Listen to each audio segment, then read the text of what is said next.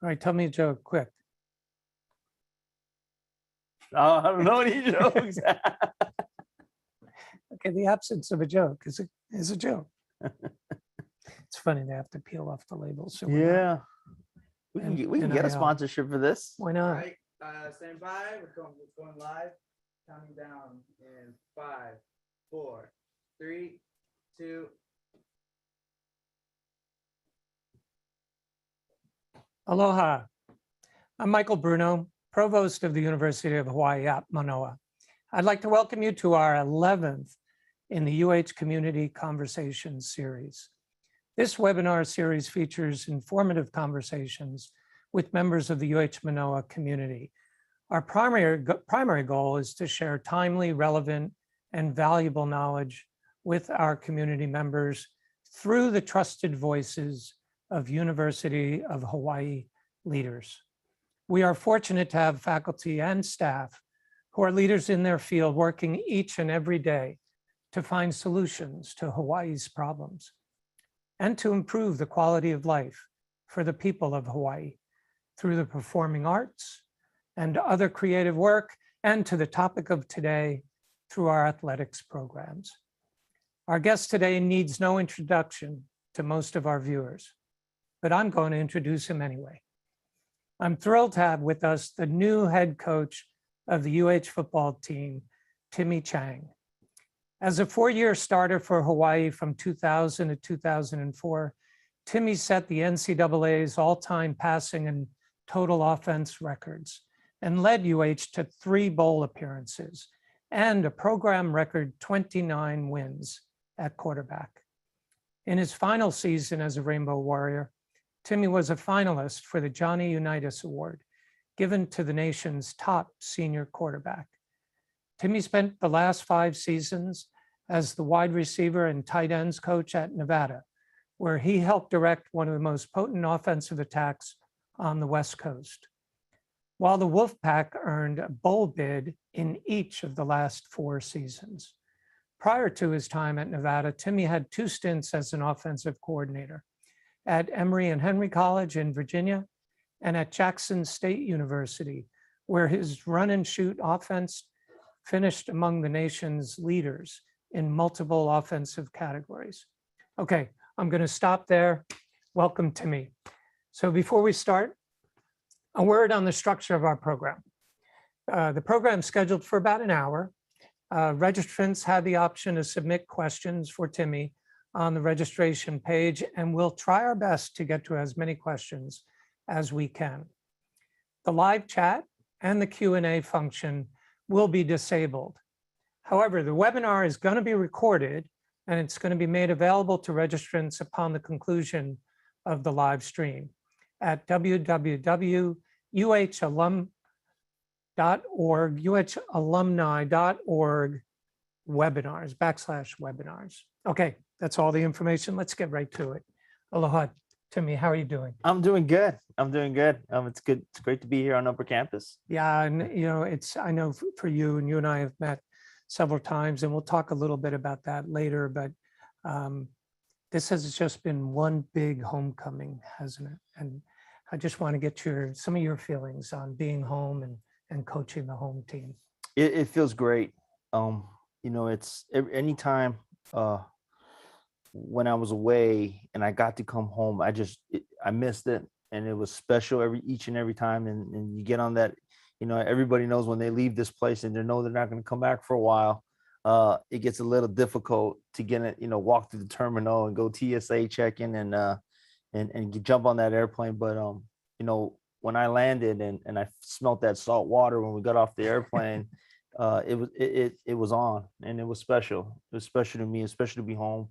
It was special to be with my family and to see my friends. But it's special to be the leader of the football program and these amazing young men that I've got to know for the last couple of months, that continue to work hard, and we understand our challenge in front of us.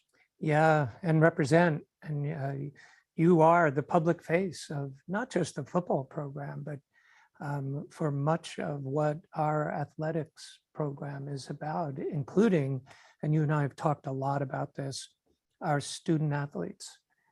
the students as athletes. And you've been here. You obviously, as per my remarks in the introduction, at a very high level, you were in their shoes. So maybe you have some thoughts about that and how you bring that experience to the role. You know, it's as I coach and a lot of us coaches, we rely on our experiences that we went through to help these kids. You know, I some of my fundamental teachings of football come from life skills and things that experiences, whether they were bad or whether they're good. You know, I had the unique opportunity to have all my education in about a 4 mile radius from here. You know, I went to Noelani Elementary in Mānoa, in the valley from K to 6. And then I went down the street, a valley over. I went to St. Louis High School, you know, repeated 6th grade, and probably was the best thing for me because I got to see things again and maybe a little in a little stage, mature a little bit there, from 6th to 12th grade at St. Louis. And then I come right down the street here to UH Mānoa, and I get to start the adult process and really dig into some of those life skills that are going to be used beyond the football field. And so it's unbelievable. And to be back in this valley, to be here on Oahu and then walking the halls of Sinclair and walking the halls of the athletic offices and our locker room and our training room and our facilities. And it's pretty cool. Yeah. And you had opportunities when you were coming out of St. Louis. You could have gone to the mainland and played. And I recall it was a very conscious decision. And I think probably you'd agree in retrospect, a really strategic decision to stay here and play at home. And then obviously you went on to a lot of great things afterwards, including playing pro ball, but maybe some thoughts about staying home. Sure. You know, it was when I was playing at St. Louis, you know, I was highly recruited as one of the top quarterbacks in the country. You know, being there from 6th grade, there was a big winning tradition. I got to see a lot of head coaches across the country. I mean, from Nebraska to Notre Dame to UCLA to Wisconsin to Florida. I've seen a lot of coaches come back and just, you know, walk in Coach Callie's office. And you know, one day, you know, I was just thinking in my mind, maybe I'd have the opportunity to play football at a high level and I'd be blessed with a scholarship. Well, I got to watch Coach Jones take a 0-18 University of Hawaii program at the time to, you know, new heights. And I got, you know, they give the seniors recruits tickets to go to the game. So I sat in the stands every single home game.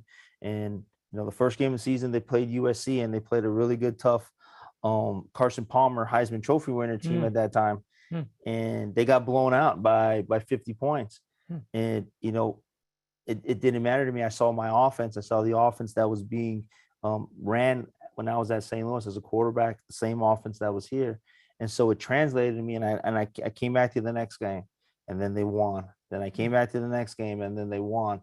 And so what I saw was a state rally behind a team that went 0-18, and it was one of the longest, or if not the longest, losing streak in NCAA football at the time.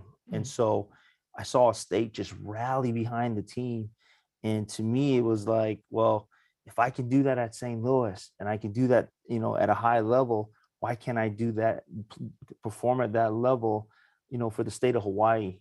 And so, you know, it was a decision that I made, that it was a 5, 10, 15, 20-year decision down the road. Like, hey, I want to live in Hawaii one day. I love this place. I want my family to be here. I want to raise my kids here.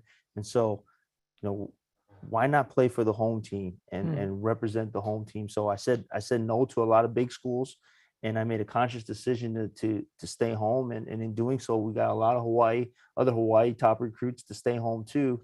And that was Coach Jones's 2000 class, you know, and it just grew from there. Yeah.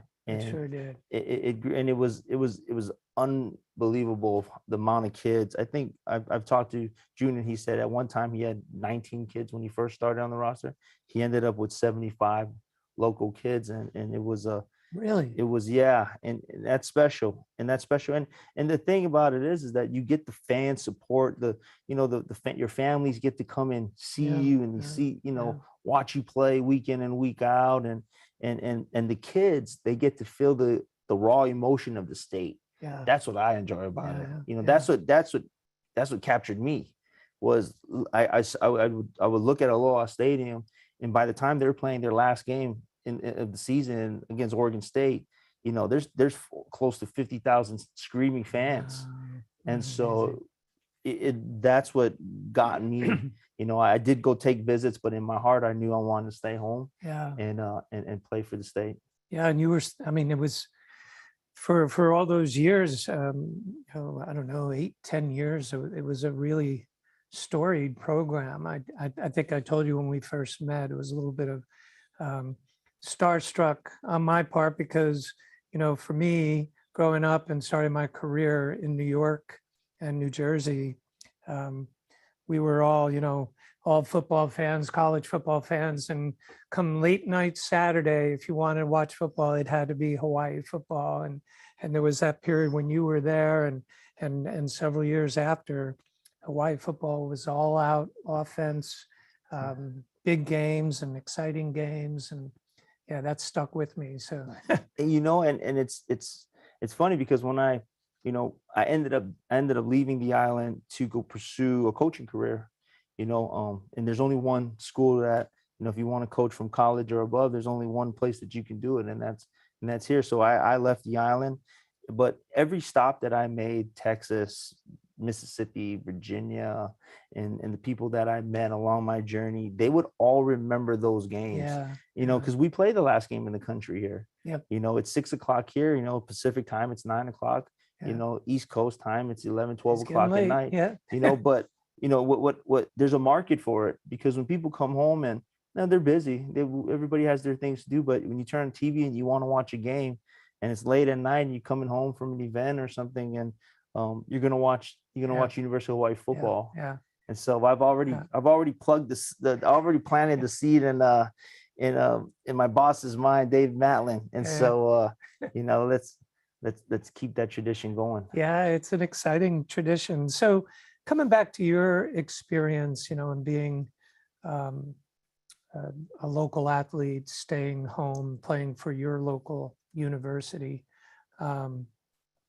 in terms of recruiting and in terms of keeping our local students, and retaining them, and also bringing in additional local recruits, it must resonate for them when you tell them your story, because they have different aspirations, and we can get to that in a second. But is that something you're finding is a powerful message? Sure. I believe it. I lived it. I'm here today, 22 years later, living the dream. And so here back home, and our journey takes us into different ways and different paths. But, I just had our department do a study of the last classes that have left us, have left the island to go and play away. And I'm looking at the names, and I'm looking at a nationally ranked team if they decide to stay home. And so that's what's special about this place. The talent is so rich here, and the rest of the country knows it, and so they come here and they try to take our guys off the island. And for me, it's my job to prevent that, and to sell my story, and also to bridge, as we talk, I know we're going to talk about it, but to bridge the community and our school. And it's not just football. It's other sports. I've just seen Jocelyn Allo come back home from Oklahoma and hit the home run. She hit the home run to break the record. And how cool is that? How cool is that, sir?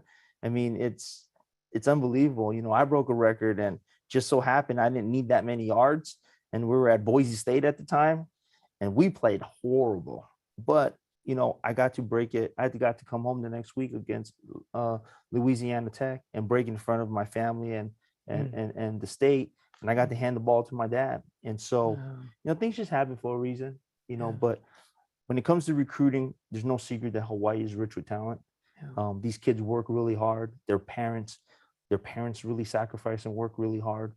Now, you know, as a coach, I really want them to stay home and play for the state. Yeah, that's awesome. So you mentioned community, and you know, we've talked about our students as athletes, our athletes as students, and we are, for those of you out there watching, there is such a strong commitment from Timmy and from the athletics program overall to really build stronger bridges between the academic side, the different colleges and schools and the athletics programs, and support those student athletes. But I know you're also interested in even more, and this is unique. You're the first one that I've worked with. I'd have to say the first certainly football coach that I've heard talk so strongly about what happens after graduation, what happens when college football is done, and now they're looking out into the community, and for our athletes maybe wanting to stay home in Hawaii, and how do we give them a leg up into that career? Maybe some thoughts about that. Sure. You know, the student athlete is one that I really admired. You know, the students I admire. You know, some of us are, you know, some of us have been lucky to get scholarships. Some of us have been lucky to just be a part of something bigger than themselves. But you know, these student athletes work really, really hard, and it's taxing on their mind, body, and their spirit. You know, there's so much sacrifice that these guys go through, and which a lot of people do. But the regimen that we have our student athletes on, I mean, I see the women's volleyball team practice at 6, but those girls are ready and warmed up by 5:30 every day with Coach Robin Amo. You know, our athletes we're required to be in at 6 o'clock, and we keep them and we put them through rigorous workouts, and then they got to go be students. Yeah. Some of these kids got to go and work to you know, to get themselves through college on top of that. And so I love the discipline, the work ethic that these guys provide, you know. But the thing that I want to do is really, you know, get out to the community, get out to the leaders in the community, the union leaders and the people that make decisions in the community, and say, hey, you know, when our student athletes, you know, they want to stay home, they want to play for the state, you know, with these life skills and this discipline and this work ethic that they have learned, this value that we will help them develop into a career, you know, because what's happening is that when we teach football, you know, that's the thing about football, is that it has so many life skills in there. You know, there's so much adversity. You get knocked down, you got to get back up. Yeah. You know, and so in teaching and developing our young student athletes, our football players and other athletes in sports, you know, bridging the gap between community and leaders and just giving them a life after football opportunity is huge. And it's a great selling point for our program, and especially our state. You know, if we really have really good players and really good athletes and talent, and we want them to stay home, you know, only a certain amount of them are going to make it to the NFL, or they're going to make it as a pro. But, you know, in case that doesn't happen, we want them to be great. You know, we want them to work as a professional, because that'll only make our team better. You know, but if they don't make it, at least they played for the state, they stayed home, and maybe they get an opportunity to work and provide for their family and be in our beautiful state. So their athletic gifts providing them other life opportunities. And I'm going to update you on a story that I told you some weeks ago about a baseball recruit that I had just met. And I found it just really not just interesting, but also exhilarating that, you know, when I talked to him, because I knew his parents and they introduced us, and he had just gone to a visit with the baseball program. And when they asked him what he wanted to study, he said engineering. And ours was the only university, the only baseball program, and he's highly recruited, the only program that did not say, oh no, you don't want to study engineering. That's hard, and we're going to need you in practice. And the response here by the baseball coaches was, that's great. It's an awesome career path for you. Well, guess what? He signed. So Wow. So he's going to come and play for us. So that's my update. So that's awesome. yeah, it's super cool. So yeah, so that working into the community, building those bridges, hopefully for career paths for our student athletes. Other areas of what we would broadly call development, so community awareness. I know fundraising is always a part of this. We have the beautiful field behind us, which was largely made possible by fundraising. Fundraising, sure. Any comments about that part of the work? Fun development is a huge part, and it kind of all ties in together. So development of the kids, development with our leaders in our community, and working together, because that also helps recruiting. Now the fundraising part of it, a lot of these leaders in our community have been supportive of UH athletics for years. It's funny because when I was 18, 22 years old at the time, I didn't know who these people were most of the time, and now that I'm home, it's good to put a face to name and see how well and how supportive that. I think that's what I love the most being home now is seeing the amount of support from our community. And so we've had some fundraising events. There's future fundraising events, and it won't stop. I'm out in the community. I'm out with people. I'm with the legislation. And so, there's a whole bunch of different layers and factors on how people can support. But our student athletes need it, because the fundraising part, from our women athletics to our male athletics to our football team, we all need support. And there are challenges, right? There's challenges that we're here in the Pacific Islands and the rest of the country's there. We have to travel the Pacific Ocean every time, to go, and that's taxing. It's taxing on our bodies. I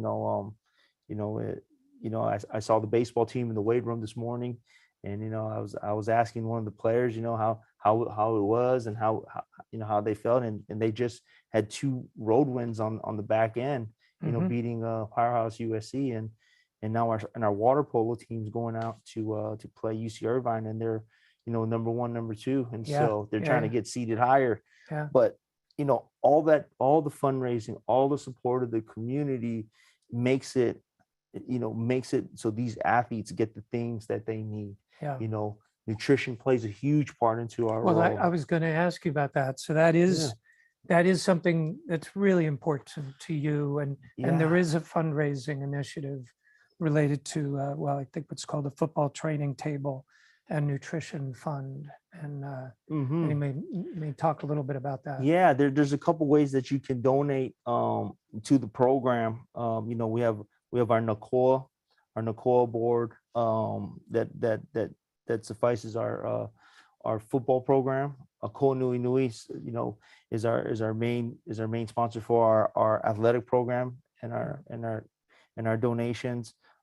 There's people out in the community, RJ Hollis, and they're working on Fruition for Nutrition program. And that's and again, it's just a lot of people coming and supporting our program, but we need it, because it ties into the recruiting aspect. It ties into, being able to take care of these athletes, coming and playing for us, but knowing that we're going to be able to take care of you.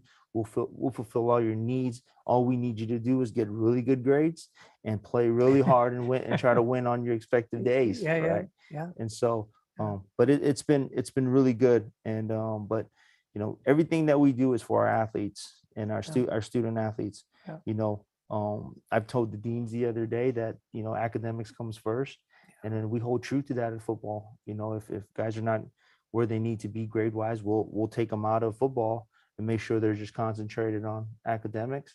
Yeah. You know, but also the nutrition part and taking care of their bodies and giving them the things that they need to be ready to play on the field. Yeah, it's so key. I do want to give a shout out while we're talking about this. I want to give a shout out to the legislature.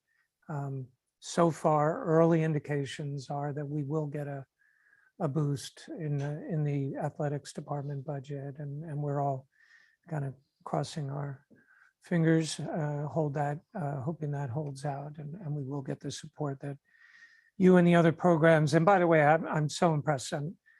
Every time we talk, you are right up to date with all the other sports programs. I know you go to the other games, you go to the matches, and I know the same is true with the other coaches. You coaches seem like a tight knit group.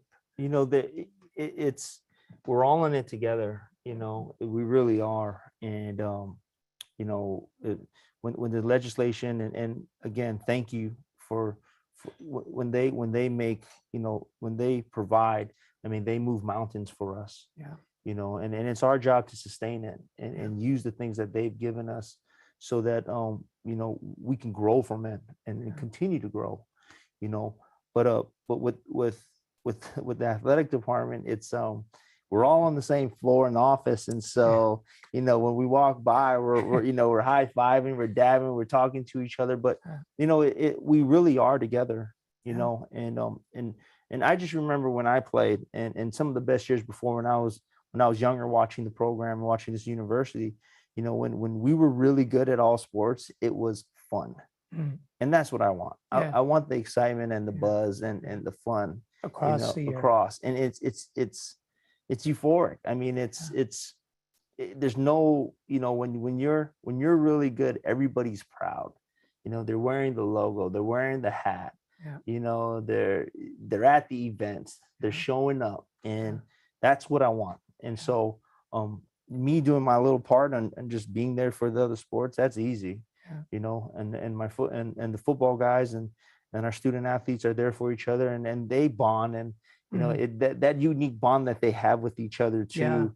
You know, it's, you know, no one else would understand some of the things that they go through unless you experience it. And it's not, you know, it's not easy. And those guys, they sacrifice and put a lot on the line for us in this state. And so it's a unique bond they have. It's a unique bond us coaches have, but we do it all for the state at the end of the day. Yeah, absolutely true. While we're on the topic of fundraising, communication, and community awareness, I want you to talk a little bit about the spring ball game on April 16th. Right. I'm excited about this spring game. You know, I've told people since I've gotten here, probably on my first press conference, that you know, I want the environment to be basically a party environment. You know, you know, I know Hawaii loves to, and the people I grew up around and the people I know would just love to come to the event and enjoy themselves. You know, it's funny when, you know, your neighbor that, you know, would normally just water their grass and say hello to you and clean their yard up. You know, you get that same neighbor that's really nice and casual, and you put her or him in a football environment, that's a totally different fan, you know? And so it's exciting. And, you know, I want these people to feel like they can bring their families here and they can enjoy the day together and be able to get everything they want on our beautiful campus. And that's the point. The field is right on our campus. It's right on our campus. It's awesome. You know, maybe the downside of it is it's too small and not everybody might get in, if you know. And so, but other than that, I think you know, we're still trying to build it up a little bit more. But you know, when that I look at that field every day, and I just picture it being just packed and Yeah. rowdy and loud on third Yeah, yeah. downs. And there's a bunch of people hanging around the parking lot, around the gate, and in the different areas. But, you know, that's what I want the spring game to be on Saturday. You know, the spring game on April 16th, you know, we're going to have, unless Murakami, we're going to have an event. We're going to have vendors. We're going to have food. We're going to have drinks. We're going to have a keiki zone. We're planning on putting entertainment out there, and that's in the works right now. Yeah. And then, you know, we'll have other places to go and shop, a marketplace. You can buy UH merchandise. You can buy some local merchandise that we're trying to, you know, that we're working out the final details on. And then, you know, from about 3:30, the gates open till about 5:30. The entertainment will happen around the place, and then we're going to funnel everybody in, and our boys will be warming up by then to get ready for a 6:05 kickoff. And we'll run this thing like a game. You know, we'll split up the teams. You know, we'll play 0-0, and we'll make sure that we are just going at it, and playing out all the situations, because we could use it. Yeah. You know, we're a new team, and we need to be ready. So when we know we're in a big environment like this, and we're entertaining, that we don't lose focus of what our job is. Yeah. And that's to, you know, you do our fundamentals and do our tasks and do our job, but also enjoy it. Yeah.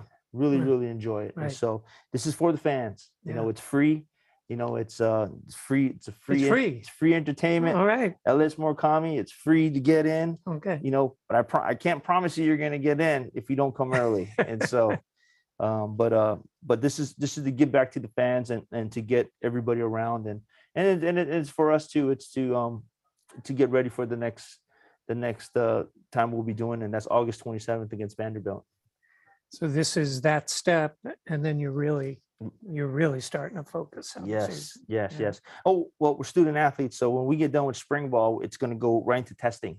Yeah. And so we'll give them the break to get ready for testing. Yep. And to really ace those tests. And I want that team 3.0 GPA. Yeah, you know, and for folks watching, the deans of Mānoa wanted the opportunity to meet with Timmy and to discuss how they can help and be an active participant in the academic success of your student athletes. And so you met with the deans on Monday afternoon for more than a half hour. And what were you thinking about there? I wonder, when you were a student athlete here, did you think you'd ever be leading a meeting with the deans like that? It was really cool. No, it was really special. Yeah. You know, and for me to be in a room with you know, these established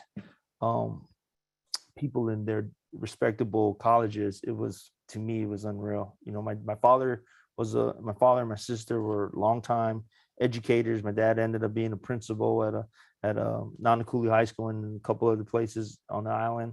But to be amongst these leaders, it was unbelievable. And just telling them, you know, the first thing I want them to know is that, you know, academics will come first, and our student athletes in football have to be respectful. You know, we want them to be respectful. We want them to be gentlemen and represent us really well. And so, and they needed to know that, you know, that anything that athletics and the voice that these athletes have, or I have, you know, please use us. Yeah. You know, use us as vehicles, and whatever message we could help get out and help do, we're there for you. But it was pretty cool. And I was walking out with the engineering dean, and you tell me the story, and he tells me, yeah, there's not a football player in there. So I had to tell him, okay, I'll get you one. You know, we'll recruiting an engineer major. Yeah, he had a pretty successful volleyball player. Patrick Gaston was a mechanical engineering graduate, one of the top players in the country. And so it can be done. Oh, it yeah. can be done. Yeah. So I'm looking forward to meeting that next football engineering student. Yes. So let's switch gears a little bit. Among the different questions we received was a question related to the changing landscape in college athletics. We've all been talking about the transfer portal. Yep. And also the image and likeness opportunities for student athletes around the country. So maybe your thoughts on that in particular, how it relates to our competitiveness here. Yeah, the transfer portal, it's been it's a way for the NCAA to allow athletes to be able to move from one school to another and not be binded.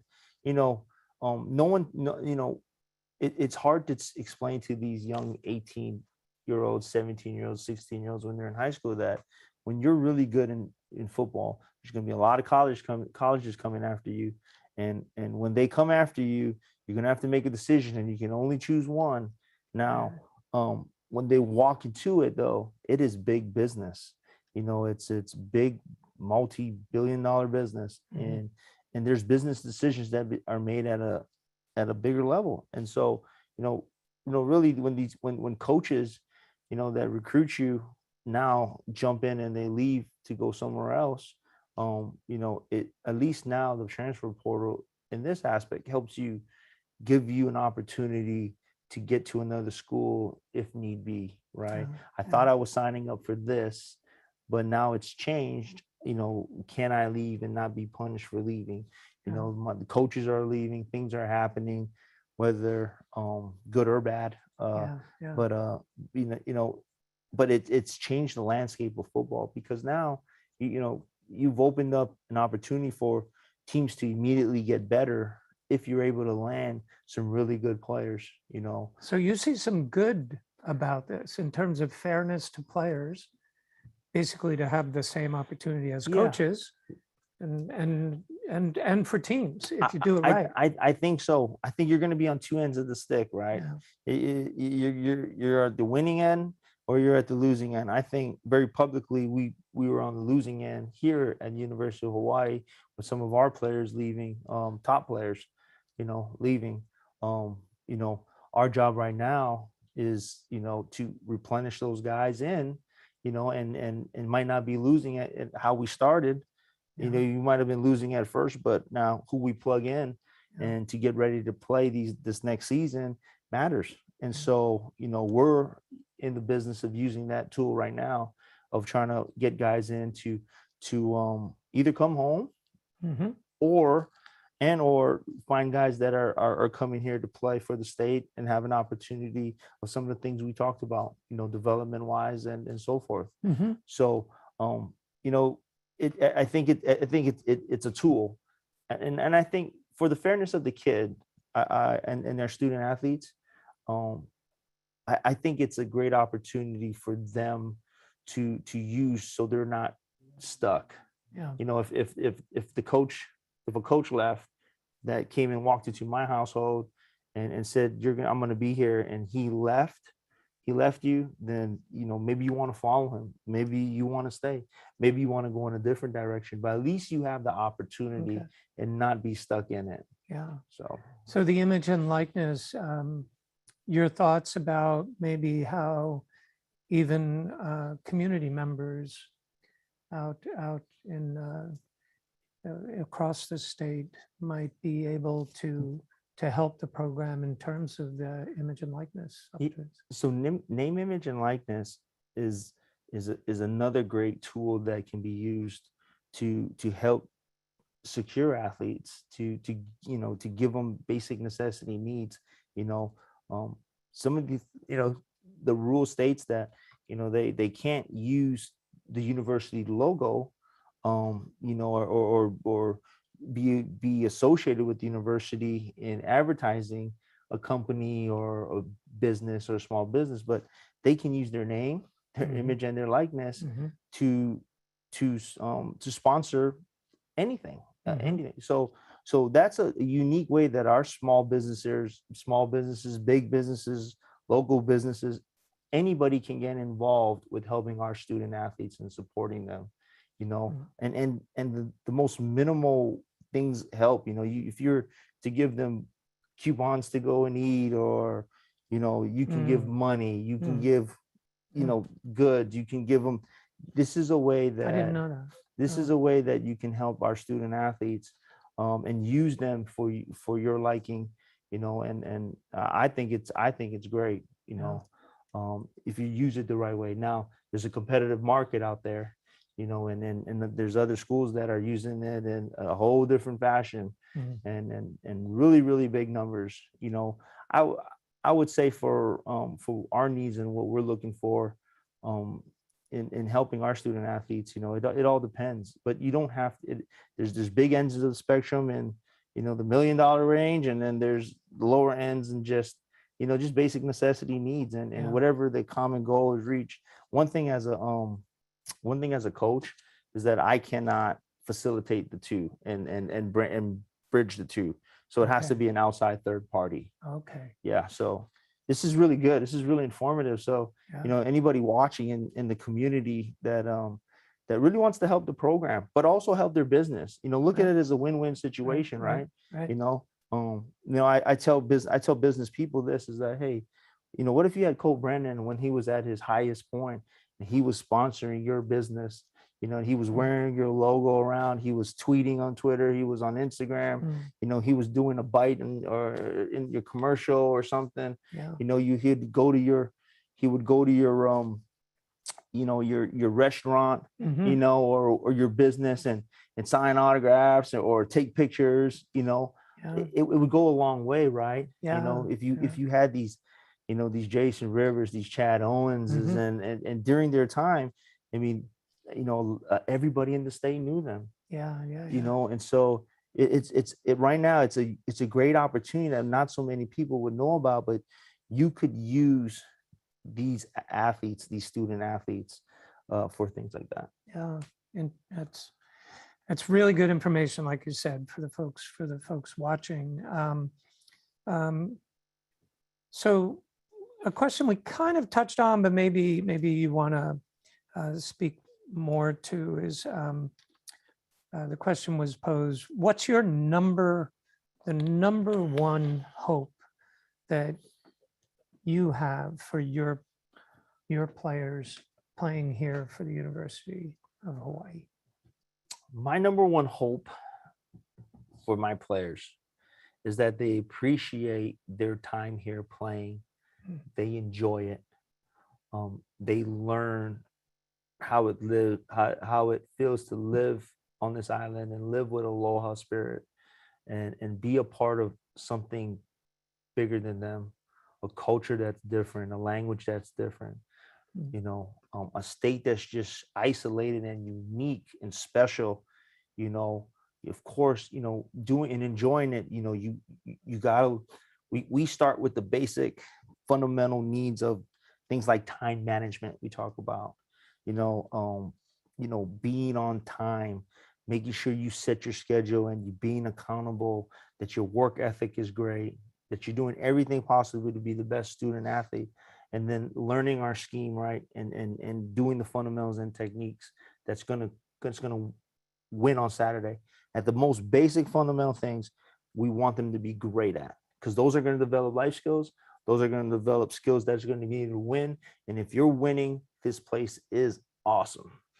Awesome.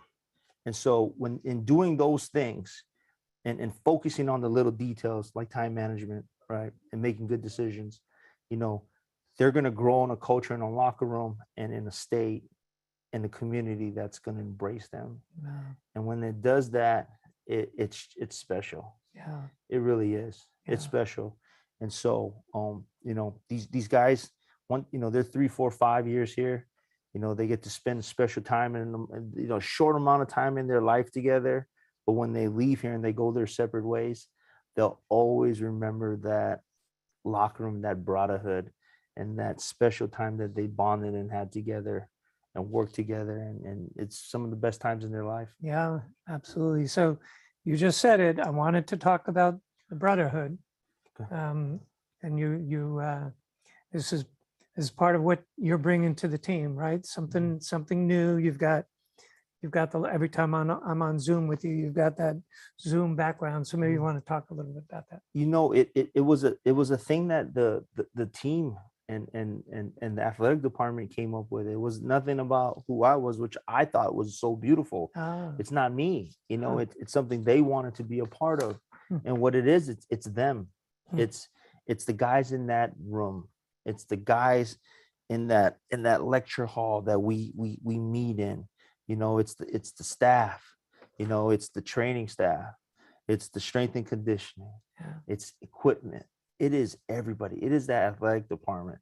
And it's really just us being together, being tight knitted, and doing it something bigger than yourself, Yeah. and doing it for your brother.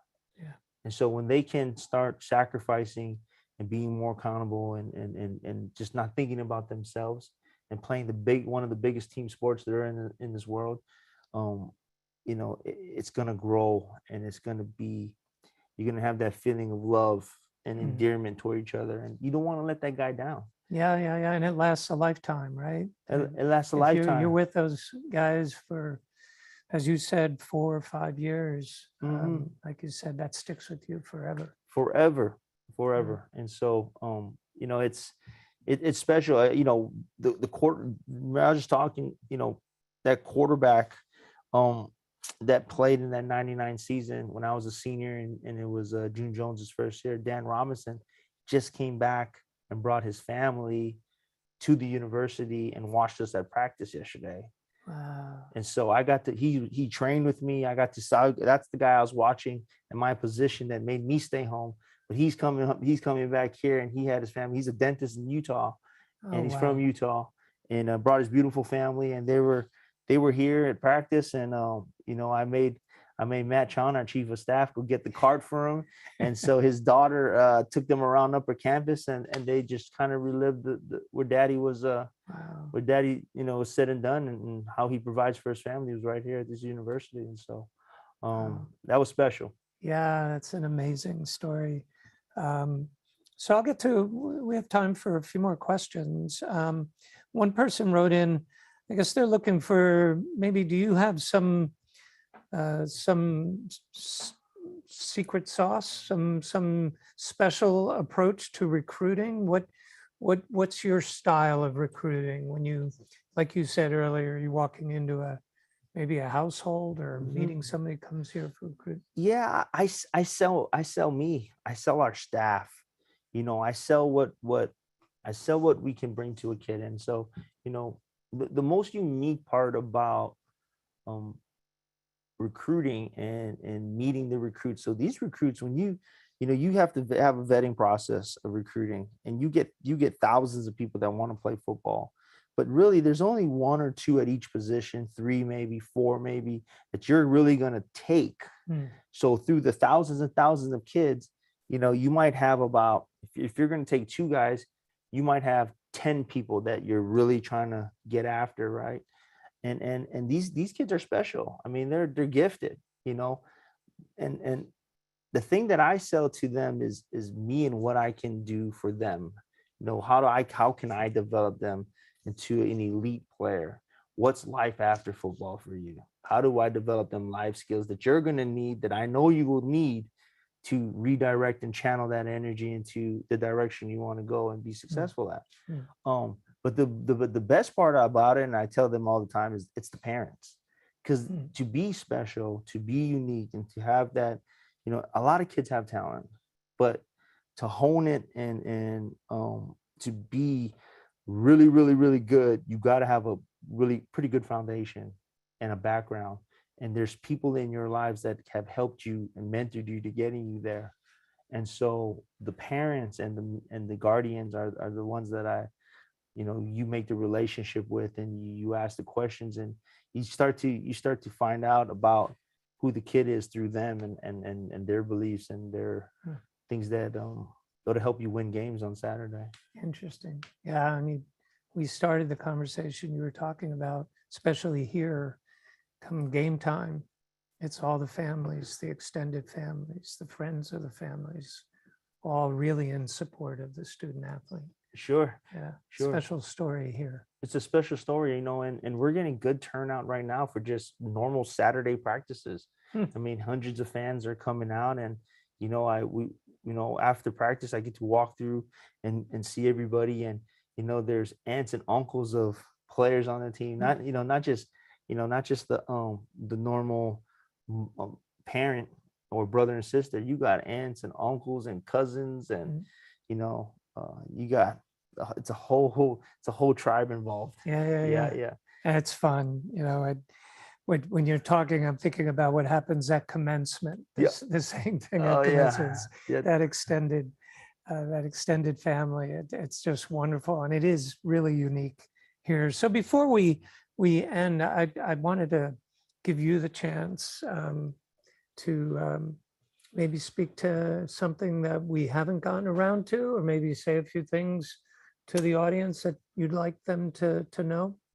Yeah, for me, it's at my time here, as it will, I really believe in the development of our guys and our players and our student athletes. I really believe in the university as a whole, as we talked about, working together, as a state, working together. I look at it like this, we're here and everybody else is there. And everybody on these 8 islands are all in it together. And that's the view, and that's the mentality that I take with this approach. It's bigger than us. I'm correcting players out there, and I'm like, the play tells you to hook at 8 yards or turn around at 8 yards. The whole state is relying on you to turn around at 8 yards. Okay. The whole state's relying on you to block that guy. No pressure. But that's how it is. I want these kids to feel that. I want these kids to know that, hey, man, it's bigger than you. It's bigger than us, But it really comes down to the simplicity of everything, but it's bigger than us. And so we represent everybody. And but I look forward to the state rallying behind this team and getting behind it, and coming out and supporting. I'm really proud of our staff. I'm really happy about our staff. I love that. I love the type of guys that we have that are going to develop these young men. They're good people, they're fathers, they're husbands. And I think we have the most kids in the country on a staff. And so we just had one of our staff members had number 8, another staff member had number 7. And so that's the add on to my 6. So between 3 of us, you do the math, man. And so but love our staff, and we're going to work hard. We're going to work hard, and we're in it to win. That's awesome. Hey, I just got a cue. This is, I think, a surprise to both of us, that we have some photos from your career. Maybe I should say your careers, that we're going to put up on the screen. Not sure if we're going to be able to see yeah, there we go. Oh, that's a nice one. That's yep. That's with the Philadelphia. There's Donovan McNabb behind us. Yeah, with Philadelphia. Yeah. Oh, look, I have a St. Louis shorts on. I don't know what I'm laughing about, but it must have been funny. Yeah, that's our own team as a freshman. That's awesome. That's 18 years old. Yeah. That looks like a bowl game. Yep, that looks like one of the bowl games. Oh, that's bad. If I'm running, that's bad. Something bad coming after me, because I didn't need to run. I was throwing that thing. Oh, look at that card. Yeah, that's a rookie card right there. There's USC. Yeah. USC that was a national championship team we played that year. Really? That was Reggie Bush's first year. Yeah. Oh, really? And you played against some good players. Yep. So, oh wow, that's the record-breaking one. Yeah, I remember that one. I was saying hello to the fans and thank you, and I was giving it to my dad, and look, there's Chad Owens. Wow. Yeah. You remember that moment? Yeah. That's my guy right there, Chad Owens. Yeah, that's good one. I don't know what that's all about. That's that. I had to cut that hair. Yeah. Hey. That's in Philly. That's probably at Lehigh right there. Yeah. That's probably at Lehigh. like an exhibition game, Mm, preseason game? We did training camp there, Lehigh. Oh, at yeah, Lehigh. I didn't know yeah. that. Oh, look at that thing. Oh, let's say your Heisman pose. Oh no, that's me probably running from something right there. That doesn't look like a drop back anymore. That's running and getting out of there. Oh yeah. That's good. Oh, there's a vintage one. That's St. Louis. Wow. Yeah. That's good. Those are good times, man. Wow. Well, I think we're out of time, and Coach, I can't thank you enough. This has been awesome, and I know we're going to get some emails saying, "Hey, bring them back again." You know, Oh, they will come back again at some point. I know during season you're going to be so busy, but let's see.